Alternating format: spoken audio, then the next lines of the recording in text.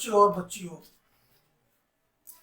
आज हम आपको आपकी इंटर की इंग्लिश की किताब का जो होम कमिंग नाम का लेसन है, जिसके राइटर हैं रविन्द्रनाथ टैगोर, उस लेसन को हम पढ़ाने जा रहे हैं।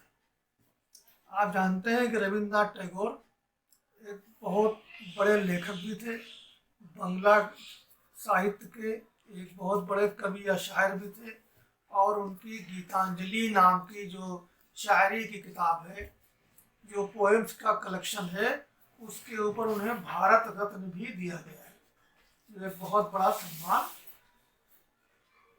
भारत रत्न नहीं बल्कि वो नोबेल प्राइज, जो दुनिया का सबसे बड़ा सम्मान है, वो उनको दिया गया था।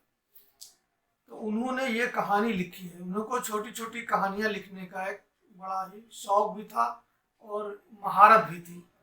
तो ये कहानी एक बच्चे की है, जो शरीर बच्चा होता है, एक लड़का होता है, और जो अपने घर में बड़ी जब शरारत करता है तो उसकी माँ उसको उसके ननिहाल भेज देती हैं, उसके मामा के कहने पर, कि शायद वो वहीं पे कुछ सुधर जाए।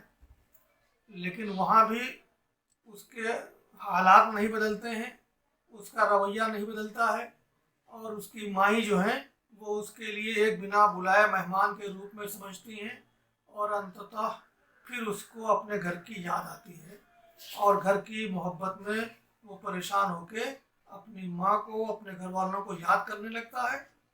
और इससे टैगोर ने ये संदेश देने की कोशिश की है कि अपना घर और अपने माँ बाप जो है वो एक अलग भाव रखते हैं, एक अलग उनसे अटैचमेंट होता है, जो हमें दुनिया में कहीं नहीं मिल सकता। तो शुरू करते हैं हम इस स्टोरी को। Pathik Chakraborty was ring leader among the boys of the village. Ring leader कहते हैं जो सरगना हो, अपने ग्रोह का जो उस्ताद हो। तो गांव के बच्चों का जो चंद शरीर बच्चे थे, उनके साथ वो पथिक नाम का लड़का खेला करता था, और वही उनका लीडर भी था, वही उनका सरगना भी था। A new mischief got into his head, और पथिक नाम के लड़के के जहन में एक नई शरारत आई, एक नई शरारत उसे सूझी। There was a heavy log lying on the mud flat of the river, waiting to be shaped into a mast for a boat. Meaning भी समझते जाइए, हो सके तो इसी को लिख लीजिए टेम्परेरी, बाद में किताब में फेयर कर लेना। ये कह रहे हैं कि there was a heavy log lying on the mud flat of the river. नदी के किनारे उसके कीचड़ युक्त पानी में एक लट्ठा, लकड़ी का एक लट्ठा पड़ा हुआ था। Waiting to be shape into a mast. Mast कहते हैं पतवार, जो उससे नाव को खेने के लिए मल्लाह लोग इस्तेमाल करते हैं, उसे पतवार कहते हैं। तो वो इसलिए पड़ा हुआ था कि कुछ दिन के बाद उस लट्ठे का मालिक उससे पतवार बनाता, मस्तूल बनाता। He decided that they should all work together to shift the log by main force. तो उस पथिक चक्रवर्ती नाम के लड़के ने क्या तय किया? He decided, उसने तय किया that they should all work together, कि उसके सभी साथियों को मिलके काम करना चाहिए। कौन सा काम? To shift the log from main force from the place and roll it away. सब लोग आके धक्का लगाएं और फिर उसको लुढ़का के आगे ले जाएं। मतलब एक ये भी उसकी एक शरारत का अंदाज था। The owner of the log, owner माने मालिक, लॉग माने लट्ठे का जो मालिक था, would be angry and surprised. Would be angry, वो नाराज होगा, और सरप्राइज्ड देख के उसे आश्चर्य भी होगा कि and they would all enjoy the fun. लेकिन उन सब बच्चों को ऐसा करने में बड़ा मजा आएगा, क्योंकि उनको उसके लुढ़काने में मजा आएगा। और जिसका वो लट्ठा था, जब वो कीचड़ से हटा दिया जाता तो उसको बुरा लगता कि हमने इसी मकसद से डाला था कि कुछ दिन के बाद इसमें से इसको निकालेंगे, फिर ये ज़्यादा मजबूत हो जाएगा। Everyone seconded the proposal. Second माना समर्थन करना। पथिक का ये जो प्रस्ताव था कि हम इस लट्ठे को यहाँ से हटाएं, तो और सब बच्चों ने कहा हाँ हाँ ठीक है, सभी ने इसका समर्थन किया। And it was carried unanimously, एक मत से सब लोगों ने मिलके एक स्वर से कहा ठीक है, और सब लोगों ने उसको वहां से हटाने की कोशिश की, हटाने के काम में लगे। But just as the fun was about to begin, जैसे ही ये तमाशा शुरू होने वाला था। कौन सा तमाशा? ये लट्ठे को लुढ़का के अलग ले जाने का। माखन पथिक्स यंगर ब्रदर, तो पथिक का जो छोटा भाई था जिसका नाम माखन था, वो sauntered up and sat down on the log, वो चल के आया, चल के आया और वो उस लट्ठे के ऊपर बैठ गया। In front of them all without a word, without a word मतलब बिना एक शब्द बोले, उन सारे बच्चों के साथ जो उसे वहां से हटाना चाहते थे, उनके सामने वो उसके ऊपर बैठ गया। The boys were puzzled for a moment, सारे बच्चे एक थोड़े समय के लिए हैरान हुए कि अरे अब इस लट्ठे पर ये बैठ गया है, तो इसको हम कैसे रोल करें, कैसे आगे बढ़ाएं, क्योंकि इसमें इसको भी चोट लग सकती है। He was pushed rather timidly by one of the boys, एक लड़का, उन लड़कों में से एक लड़के ने उसको धक्का देके माखन को वहां से हटा दिया। And told to get up, but he remained quite unconcerned, और उससे कहा कि तुम यहाँ से हट जाओ, माखन से कहा, क्योंकि इसे हम लौटाने जा रहे हैं। लेकिन उसने, माखन ने उनकी बात को अनकंसर्न्ड, अनसुनी कर दी, उसका कोई उसने समझ लीजिए संज्ञान नहीं लिया। He appeared like a young philosopher meditating on the futility of games, उसका रवैया ऐसा रहा कि जैसे वो एक दार्शनिक हो और चिंतन कर रहा हो। मीडिएट मतलब चिंतन करना, मीडिएटिंग चिंतन कर रहा हो ऑन दी फ्यूटिलिटी, फ्यूटिलिटी मतलब निरर्थकता, निरर्थकता, बे मतलब होना किसी चीज का, आप गेम्स, अर्थात वो खेल जो है वो बेकार की चीज है, इनके ऊपर ऐसा लग रहा था कि निश्चित होकर वो सोच रहा है।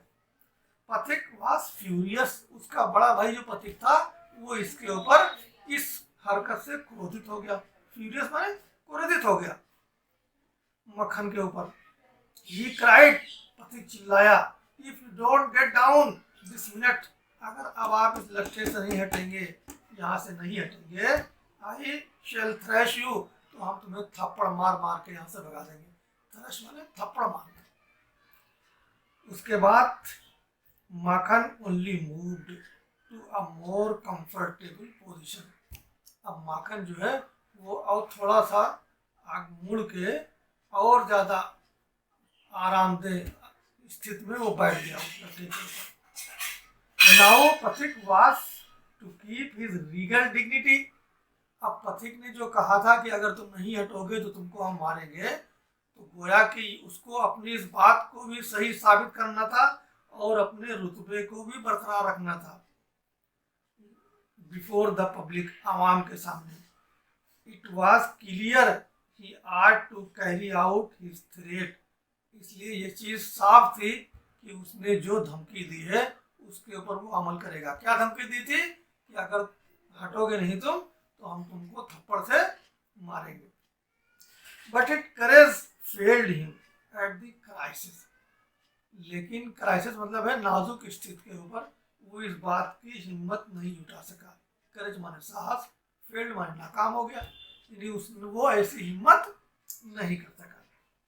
His fertile brain, फर्टाइल माने तो उपजाऊ होता है, लेकिन यहाँ का मतलब होगा समझदार, ब्रेन माने मस्तिष्क, मन।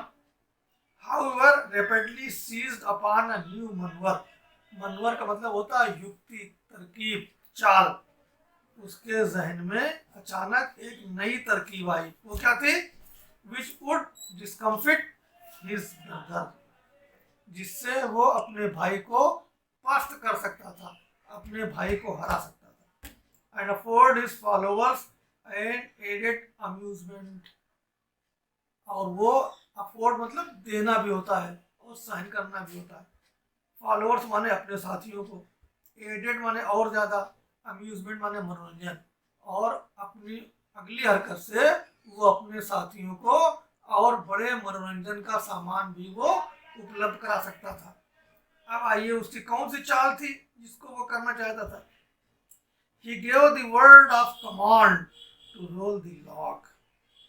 उसने आदेश दिया अपने साथियों को कि इसको लट्ठे को लुढ़काया जाए।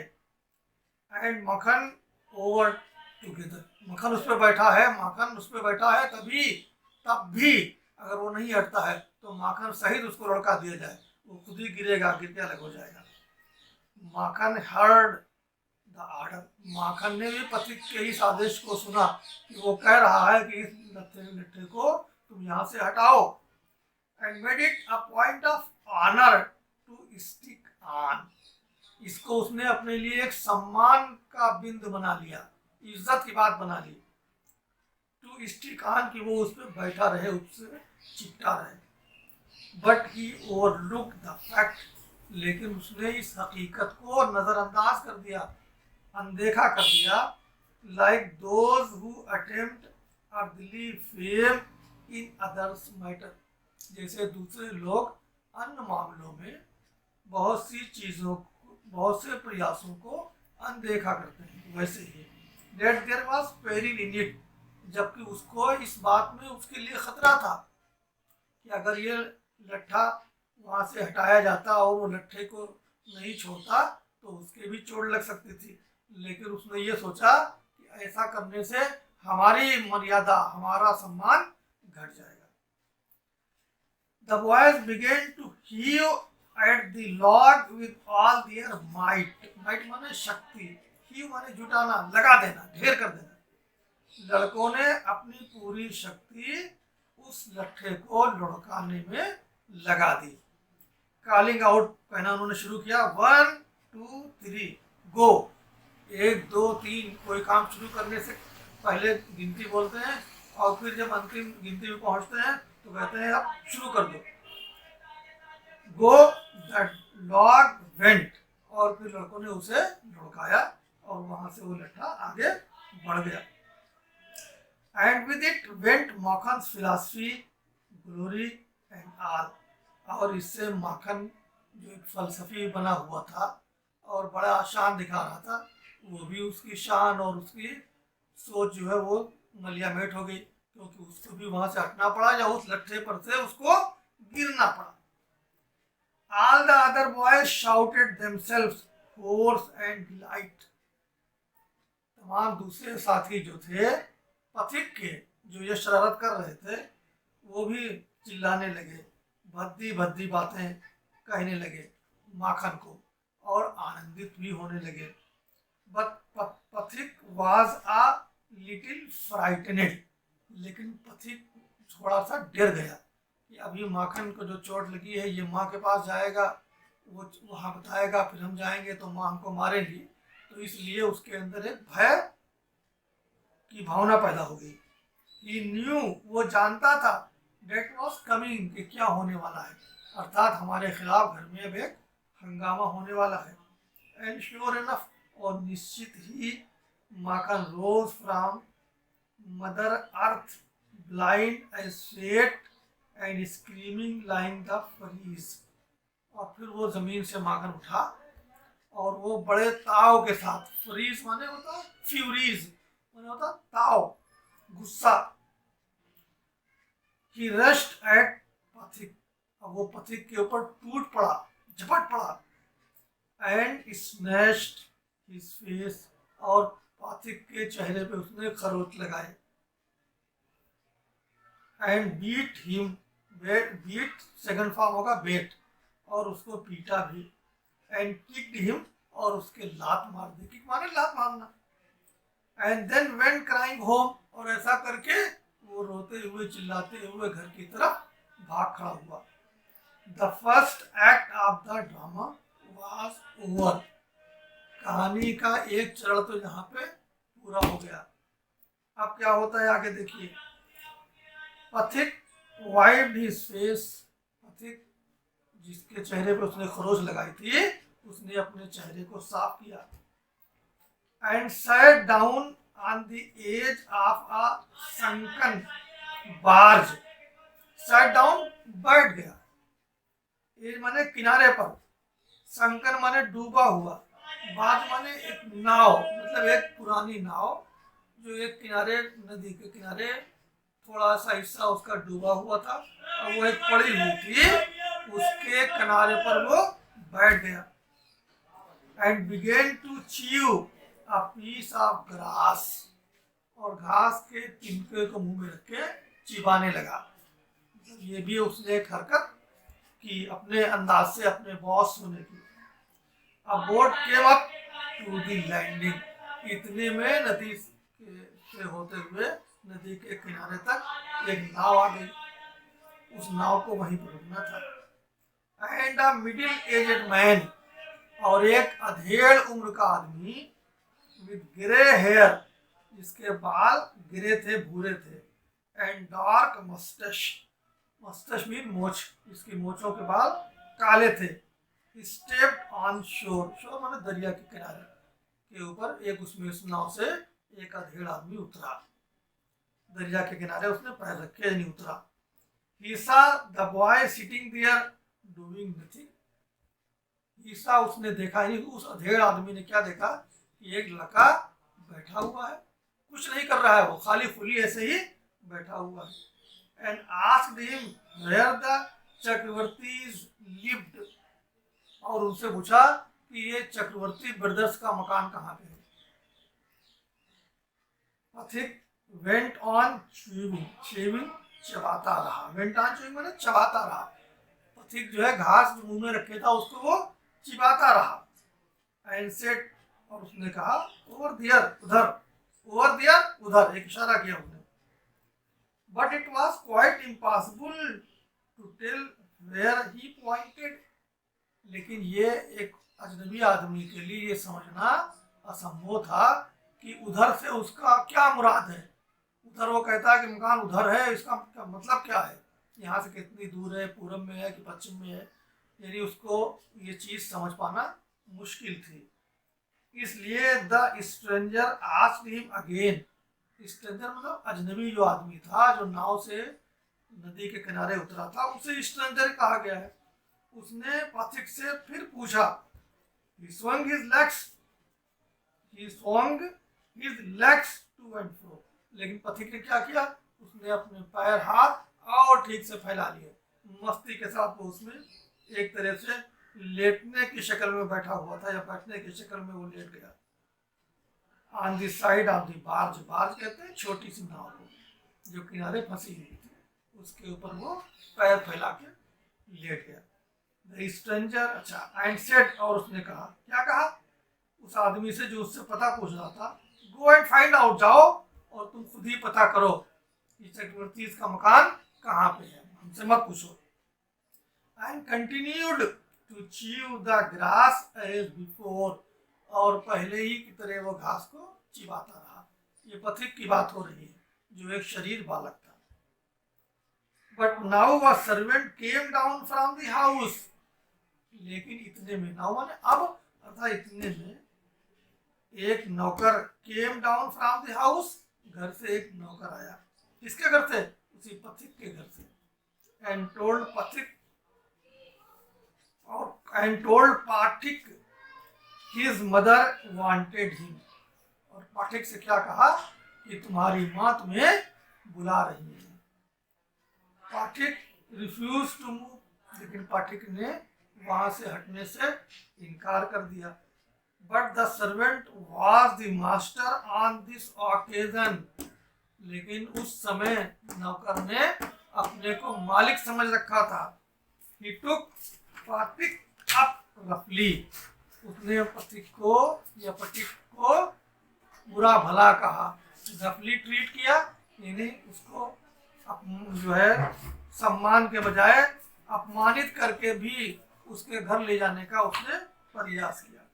एंड कैरीड हिम, और फिर उसको ले गया, किकिंग, लात मारते हुए, and struggling in impotent rage, impotent rage का मतलब हुआ बहुत से गुस्से में, उसको वो पकड़ के उसकी माँ के पास ले गया। When Sphatik came into the house, जब फटिक घर के अंदर आया, his mother saw him, उसकी माँ ने उसे देखा, she called out angrily, वो मारे गुस्से के चिल्ला उठी, उसकी माँ उसको देखते ही चिल्ला उठी। So you have been hitting मक्खन again, फिर तुमने मक्खन को दोबारा मारा है। यानी तुम्हारी ये आदत ही थी कि जब तक तुम अपने छोटे भाई को पीटते रहते थे, लेकिन आज फिर तुमने उसे पीटा। फटिक आंसर्ड इंडिग्नेंटली, इंडिग्नेंटली मतलब क्रोध होके, थोड़ा सा नाखुश होके उसने कहा, उत्तर दिया, नो आई हैवंट, हमने इसको नहीं मारा पीटा है। Who told you had that, तुमको ये बात किसने बताया कि मैंने इसको मारा है? हमने उसको नहीं मारा पीटा है। His mother shouted, लेकिन उसकी माँ फिर चिल्लाई, Don't tell lies, झूठ मत बोलो, you have, तुमने ऐसा किया है, अर्थात तुमने माखन को मारा है।